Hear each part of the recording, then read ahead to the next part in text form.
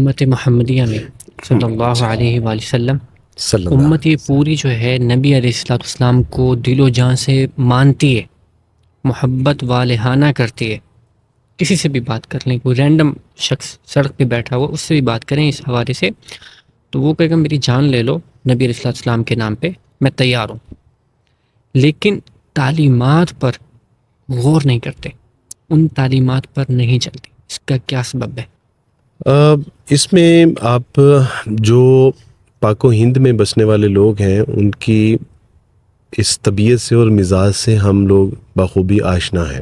جی وہاں پہ جو شودر کو جس طرح ٹریٹ کیا گیا اور ان کے جو سب سے اعلیٰ نسل تھی وہ برہمن تھی، اسی طرح پھر یعنی ہمارے اوپر بھی کچھ جاگیردار اور سردار مسلط رہے، یعنی ان کے اندر ایک مزاج پایا جاتا ہے، اور وہ مزاج ہم نے یعنی دین کے نقطہ نظر سے دیکھیں تو وہ یہود سے ہمیں میسر آیا۔ نصارہ میں بھی وہ قدر مشترک تھا، اور وہ یہ تھا کہ اللہ کے تو چہیتے ہم ہیں، الحمدللہ۔ یعنی کہ ہم ابناء اللہ ہیں، ہم اللہ سبحانہ و تعالیٰ کے چہیتے ہیں، اور بصورت دیگر اگر ہمیں عذاب دیا بھی گیا نا تو وہ چند روزہ ہوگا۔ یہی رسول اللہ صلی اللہ علیہ وسلم نے چیز کو ملحوظ خاطر رکھتے ہوئے، آپ علیہ الصلوۃ والسلام کی حدیث ہے کہ تم مسلمان یہود و نصارہ کی پیروی کرو گے۔ جس طرح ایک جوتے کا تلوا ہوتا ہے، بالکل اس کے دوسرے جوتے کا تلوا اس کے ساتھ ایگزیکٹلی میچ کرتا ہے، تم بالکل اس طرح ہوگے، کاپی کرو گے ان کو، یہاں تک کہ اگر وہ کسی بل میں گھسے ہوں گے تو تم بھی گھسے گے۔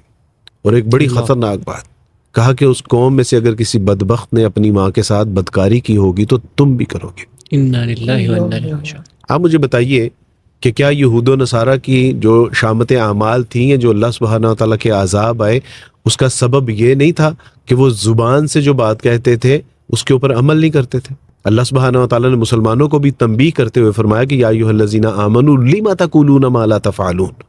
رسول اللہ صلی اللہ علیہ وسلم کی حدیث کہ مجھے جب دوزخ دکھائی گئی تو وہاں پہ ایک شخصی آنتڑیاں نکلتی ہیں اور وہ ان کے ارد گرد چکر لگاتا ہے۔ پوچھا گیا کہ کیا؟ تو کہا کہ ہم جو بات کہتے تھے وہ کرتے نہیں تھے۔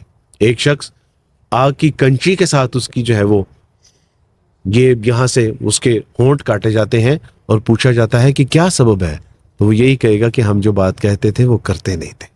اللہ اکبر۔ وہی چیزیں، وہی روش ہمارے اندر آئی۔ ہم پاکستان میں رہتے ہوئے یہ جو ماؤں کے ساتھ بچوں کی بدکاری ہے، اس کے تو واقعات آپ کو اب عام ملیں گے۔ یعنی اس کا مطلب ہے کہ رسول اللہ صلی اللہ علیہ وسلم صادق اور امین کی زبان سے نکلے ہوئے الفاظ پورے ہو گئے۔ تو یہ کیسے ہو سکتا ہے کہ انہوں نے جو روش اختیار کی کہ ہم تو اللہ کے چہیتے ہیں؟ آج دیکھیے چودھریوں کے کچھ خود ساختہ سید ہیں، کچھ پیر ہیں، کچھ جاگیردار ہیں، کہتے ہیں چہیتے تو ہم ہیں۔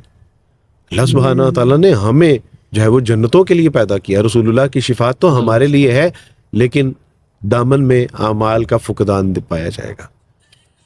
اور پھر یہ ہے کہ نوجوان نسل کے اندر ایک جو بڑی مصیبت ہے وہ یہ ہے کہ یہ علماء کرام سے بدظن ہے، بری طرح سے بدظن ہے۔ بالکل، جن علماء کرام نے بتانا تھا کہ اشہد ان لا الہ الا اللہ و اشہد ان محمد رسول اللہ صلی اللہ علیہ وسلم، اس کے ساتھ عمل بھی ہے۔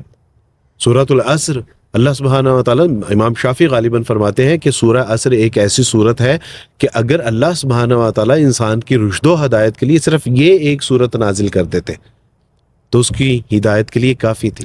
اور ہے کیا اس میں؟ والعصر، قسم ہے زمانے اللہ سبحانہ و تعالیٰ کی بات جھوٹی ہو سکتی ہے؟ کبھی بھی نہیں۔ لیکن اللہ سبحانہ و تعالیٰ نے میرے جیسے کم اعتقاد لوگوں کو بتانے کے لیے قسم کھائی، اور قسم کھا کے کیا بتا رہے ہیں کہ قسم ہے زمانے کی کہ انسان خسارے میں ہے، مگر ان کے سوا کہ جو لوگ ایمان لائے، عمل صالح کیے۔ اگر ایمان کافی ہوتا تو پھر یہاں پہ بات ختم ہو جانی چاہیے تھی، لیکن بتایا کہ الا الذین آمنوا وعملوا الصالحات وتواصوا بالحق وتواصوا بالصبر۔ اللہ اکبر۔ سوائے ان لوگوں کے تمام لوگ خسارے میں ہیں کہ جو اللہ سبحانہ و تعالیٰ پر ایمان لائے اور جنہوں نے نیک عمل کیے. عمل صالح وہ اعمال ہے کہ جو اللہ کا حکم رسول اللہ صلی اللہ علیہ وسلم کی سنت پر مبنی ہے. تعلیمات ان کی. اور پھر فرمایا کہ یہیں تک نہیں بلکہ اب اس پیغام کو آگے بھی پہنچانا ہے, اور پھر آگے پہنچانے کے ضمن میں تنگی تکالیف پریشانی مجبوریاں آئیں گی تو اس کے اوپر صبر بھی ہے. اگر صبر نہیں ہے تو سب زیرو کے ساتھ ملٹیپلائی کر دیا جائے گا. اللہ واویلا اللہ سبحانہ و تعالیٰ جی آپ دیکھیے طائف پچھلے دنوں کیا ہوا, اللہ باغ عداس دیکھا اور یوں لگا کہ رسول اللہ صلی اللہ علیہ وسلم یہی کہیں بیٹھے ہوں گے. اللہ اور وہ برج بھی دیکھا کہ جہاں ان ظالموں نے رسول اللہ صلی اللہ علیہ وسلم کے اوپر سنگریزی کی, آپ کے سر مبارک کا خون پاؤں میں آیا, جوتے چپک گئے, خون مبارک تر ہو گیا. فرشتہ آیا, اس نے کہا کہ 2 پہاڑوں کو آپس میں ملا کے آٹے کی مانند بنا دے, اللہ کا حکم ہے. کہا کہ نہیں, اللہ سبحانہ تعالیٰ ان کو ہدایت ہے. تو یہ نہیں جانتے, یہ نہیں جانتے. اللہ اللہ مہدی قومی, اللہ میری قوم کو ہدایت عطا فرمائیے, یہ نہیں جانتے کہ میں کون ہوں. اور آپ دیکھیے کہ رسول اللہ صلی اللہ علیہ وسلم نے صبر کیا اور اس صبر کا نتیجہ یہ ملا کہ اسی قوم میں سے محمد بن قاسم نکلتے ہیں. میرے لاہور کے 300 کلومیٹر بعد ملتان شہر تک پہنچتے ہیں اور وہیں سے ہم تک اسلام پہنچتا ہے. یہ رسول اللہ صلی اللہ علیہ وسلم کو وہی کہ ایمان لائے, نیک عمل کیے, دعوت حق دی اور اس کے اوپر پھر صبر کیا. اور اگر رسول اللہ صلی اللہ علیہ وسلم نے اگر کہہ دیا ہوتا کہ ہاں ان کو آپس میں ملا کے آٹے کی طرح پیس دو تو شاید آج ہم بھی اسلام سے محروم ہوتے. تو آپ دیکھیے, تو یہ نوجوان نسل کو جاننا ہوگا کہ میاں پڑھنے کے بعد تو ہم بھی کامیاب نہیں ہو جاتے جب تک کاروبار نہیں کرتے. بڑی بڑی سوچیں ہیں, بڑی بڑی پلاننگز ہیں, جتنا مرضی آپ تھیوریٹیکل کر لیں, جب پریکٹیکل نہیں کرتے تو اللہ سبحانہ تعالیٰ کی توفیق سے دنیاوی اعتبار سے کامیابی نہیں ملتی. دین کے اعتبار سے اتنا ناقص گمان ہم نے کیسے بنا لیا کہ جی بس انشاءاللہ وہ ہمارا اللہ کے رسول کے اوپر ایمان ہے, یقین ہے. محبت کے تقاضوں میں سب سے پہلا تقاضا یہ ہے کہ جو اللہ سبحانہ تعالیٰ نے کہہ دیا اور رسول اللہ نے کر کے دکھا دیا ہے اس کے اوپر عمل پیرا تو ہو. عملی تو نہیں ہے. پہلے صلاۃ والسلام نے مسجد میں کہا کہ اجلس, بیٹھ جاؤ, اور غالباً عبداللہ بن عباس رضی اللہ تعالیٰ عنہ مسجد سے کافی دور ہیں, ادھر ہی بیٹھ گئے. کہا کہ انہوں نے تو مسجد والوں کو کہا ہے جو مسجد کے اندر ہے, کہا رسول اللہ صلی اللہ علیہ وسلم کا حکم کانوں میں پڑے اور عبداللہ کھڑا رہے چاہے وہ دنیا کے کسی میں کونے میں ہو. ایسے کیسے ہو سکتا ہے؟ ایک صحابی کو جب پتا چلا کہ اللہ سبحانہ تعالیٰ کی طرف سے حکم آیا ہے کہ رسول اللہ کی طرف سے حکم نامہ موصول ہوا ہے کہ ٹخنے ننگے رکھنے ہیں, تو کہا کہ میرے گھر جاؤ, کینچی لے کے آؤ, جب تک یہ تراشوں گا نہیں اگلا قدم نہیں اٹھاؤں گا. اللہ یعنی محبت کا دعویٰ, یعنی یہ کون سی محبت ہے؟ یہ تو پتہ نہیں کیا ہے نام اس کا, خدا فریبی کے خود فریبی, عمل سے فارغ ہوا مسلمان بنا کے تقدیر کا بہانہ. What is that?